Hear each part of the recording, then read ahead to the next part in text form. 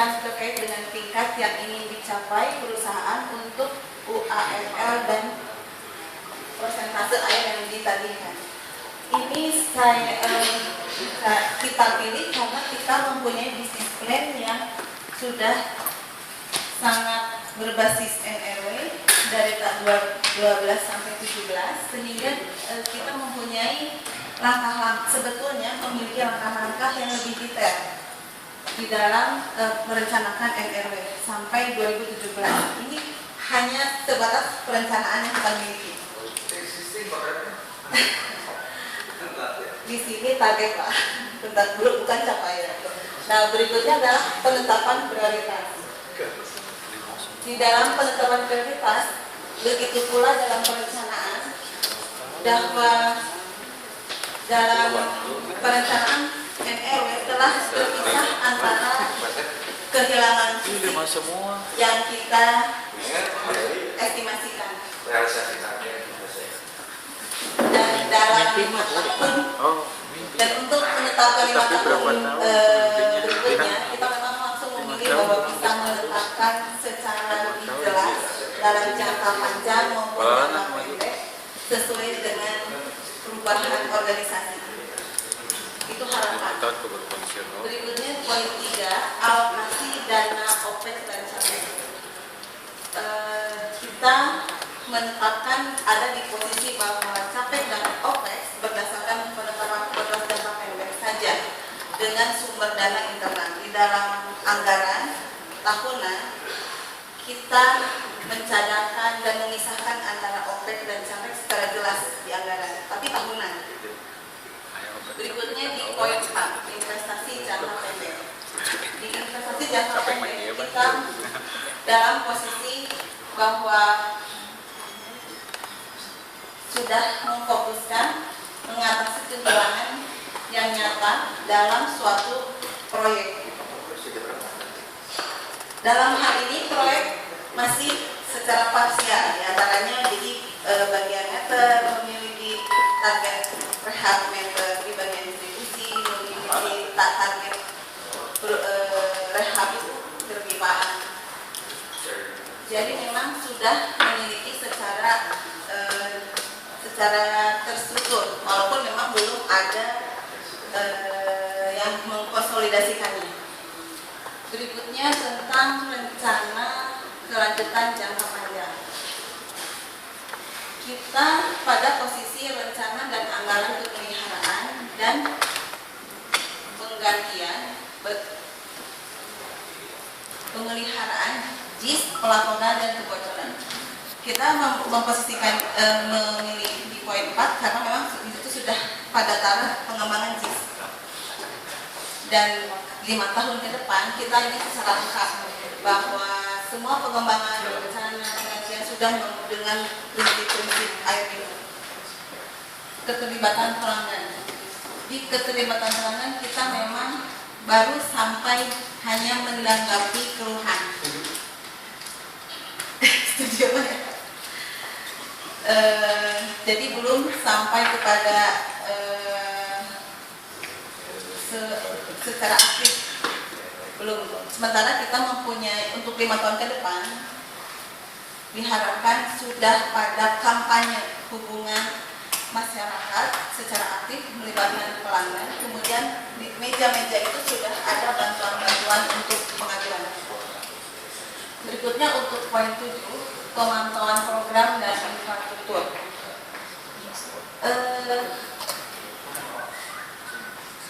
Mungkin ini masalah kita ya Pak ya, pandang kalibrasi.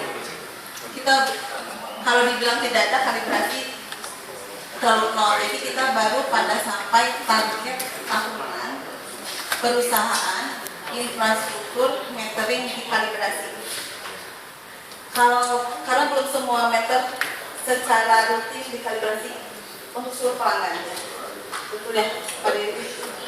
Jadi memang kita pilih di poin kedua. Tapi target ke depan untuk 5 tahun ke depan kita menargetkan baru sampai poin 4, yaitu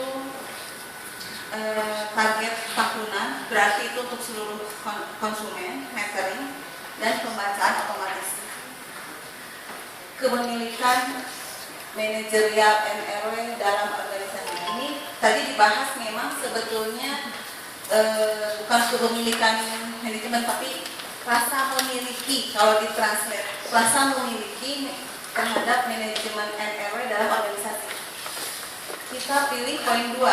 Jadi gugus tugas NRW ini masih sebagai beban untuk para pelaksananya karena distribusi punya rutin dibebani NRW, meter punya rutin dibebani NRW. Itu jadi masih sebagai beban, belum sebagai hal yang terimplementasi dalam tugas sehari-hari. Betul kan? Betul. Jadi masih double tupoksi ya, yang distribusi, yang NRW. Dan memang jadi nggak fokus. Jangan dibahas. Nah berikutnya untuk target ke depan, memang seharusnya bahwa dalam NRW sudah terintegrasi dalam operasional sehari-hari. Nah apabila kita gambarkan jaring laba-labanya, mungkin antara harapan yang lain merah itu harapan. Mungkin lebih tepatnya target. Oh target yang lain merah dan yang lain biru adalah existing sekarang. Kelemahan kita adalah di pemantauan program dan infrastruktur. Kemudian keterlibatan pelanggan dan Bu Rida betul ya, bukan kepemilikan manajemen. Apa yang lebih tepat translate-nya? Rasa memiliki, ya betul ya, rasa memiliki NRW dalam manajemen NRW dalam organisasi. Jadi kita belum masih lemah kalau melihat di jaring laba-laba ini masih ke dalam itu. Mungkin itu aja dulu. Ada yang ada. Ini Bu, di sana tuh kalau di keterlibatan pelanggan itu ada di posisi 2 yang sebenarnya itu maksudnya keterlibatan sejauh mana itu? Apa yang dimaksud keterlibatan di sana itu keterlibatan apa sebagai pelanggan? Bisa ke bawah keterlibatan Keterlibatan pelanggan itu. Maksudnya keterlibatan ini untuk pelanggan terlibat 36.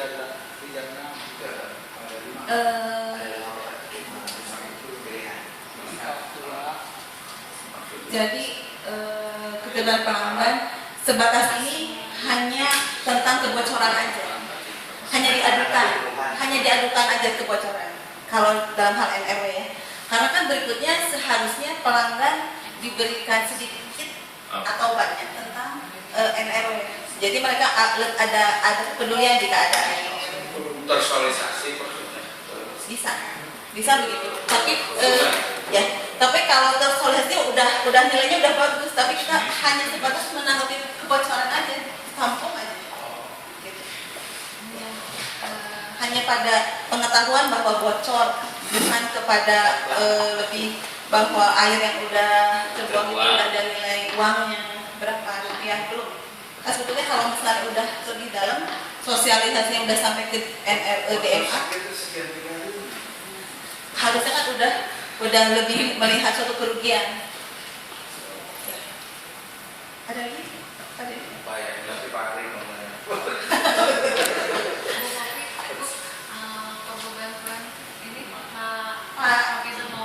Untuk tentang kriteria yang terdekat banget ya. I think this one's working.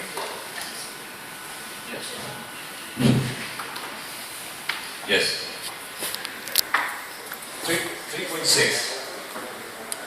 So if I understood correct, the question is about involvement of customer involvement. So where are you at the moment as ADM non-owner? What do you do with customers? That's the question. And I got here my English translation. So the first one is Tidak ada. It does not exist. So you don't interact with customers anymore. At least you don't do a lot of things.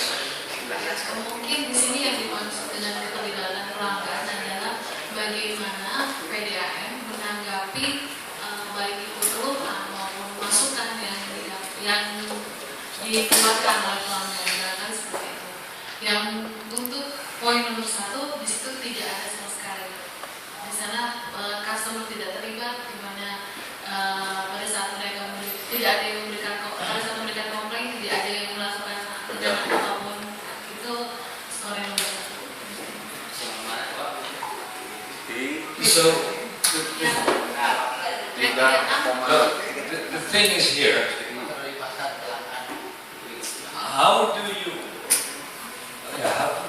do you involve customers in your company? Jadi bagaimana caranya melibatkan pelanggan dalam perusahaan? Does the customer, if he has a complaint, does he get feedback? Pada saat mereka mengajukan keluhan, apakah mereka mendapatkan timbal balik? Ada yang dilakukan terhadap keluhan tersebut? That's a question to you. Ya, itu pertanyaan mungkin yang Bapak bisa jawab. Oke, itu maksudnya keluhan apa Pak Anies? Jawab sampai belum ada melibatkan pelanggan. Beda mungkin apa ini masih dalam NRW atau semua keluhan maksudnya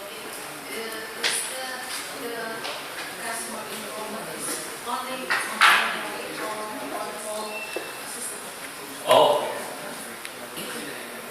the thing is, the first question is, the first stage is, do you do anything with feedback from customers at all?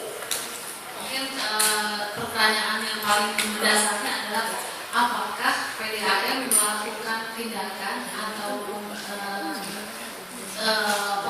umpan balik dari keluhan yang disampaikan oleh pelanggan.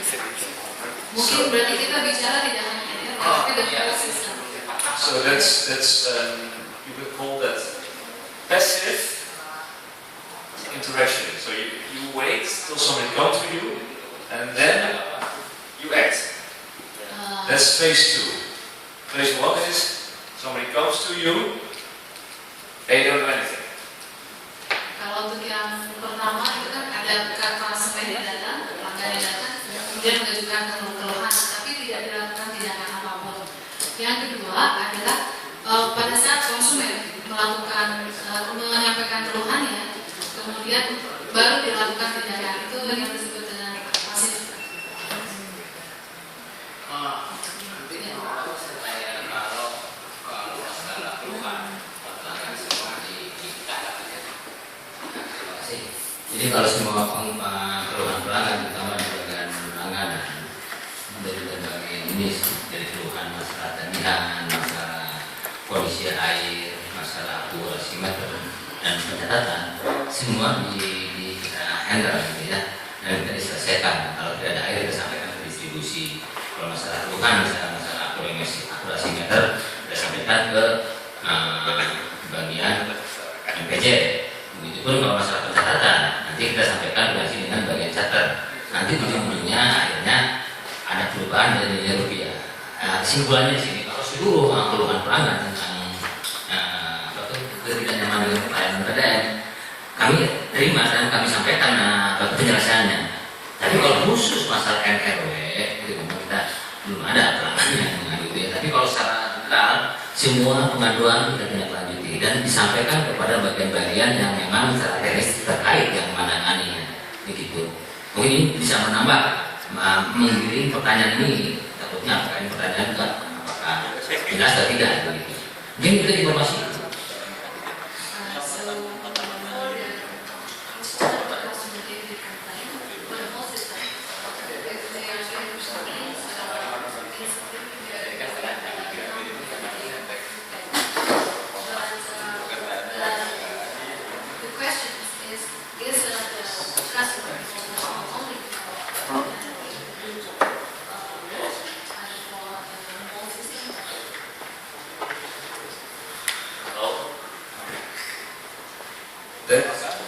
The question is, what is NRW?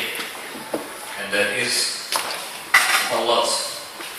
If a customer has complained about there's no water, there's a leakage, my meter is not working, my meter is stolen, all of that is NRW. Jadi pertanyaannya kembali lagi apa yang disebut dengan NRW itu?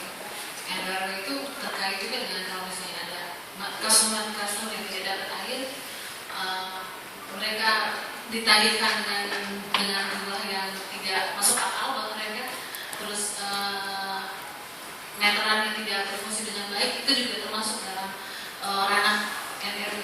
Oh, tapi tanggapi semua kalau gitu. Kalau itu nilainya.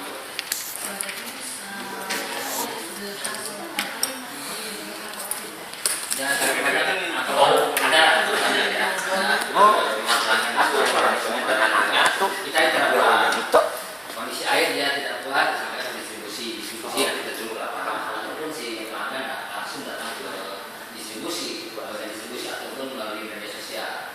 Intinya Ada juga masalah silakan ada juga pelanggan yang melaporkan ada kebocoran di jalan, ya sampaikan ke distribusi gitu yang tadi disampaikan. So basically, all the complaint from the customer is that the water condition, or if there any leakage, or meter is not working properly, they get corrected and they distribute that complaint to Okay. Let me also explain what is the difference between level 2 and 3. So level 2 is passive, so reaction. Perbedaannya antara level nomor 2 dengan nomor 3 adalah kalau di nomor 2 itu hanya melakukan tindakan pasif, artinya tindakan itu dilakukan sesudah ada keluhan, jadi reaksi, hanya memberikan reaksi. And level 3 is active. So you do campaigns. You tell the customer what is non-revenue water. If I have a stolen meter, what is the effect? You should report that to us directly because A, B, C, D. Ya, sementara yang nomor 3 ini adalah yang lebih aktif. Jadi di sini perusahaan juga menjelaskan, menerangkan kepada konsumen bahwa yang disebut dengan NRW itu seperti ini. Inilah kriteria NRW itu, misalnya ada meteran yang hilang, ini kriteria ABC yang harus dilakukan. Ya, hal seperti itu. And level 4 and 5, they are more intense. So even more and more. Sementara untuk level 4 dan 5, perhatiannya tingkat kepedulian terhadap konsumennya lebih dalam lagi.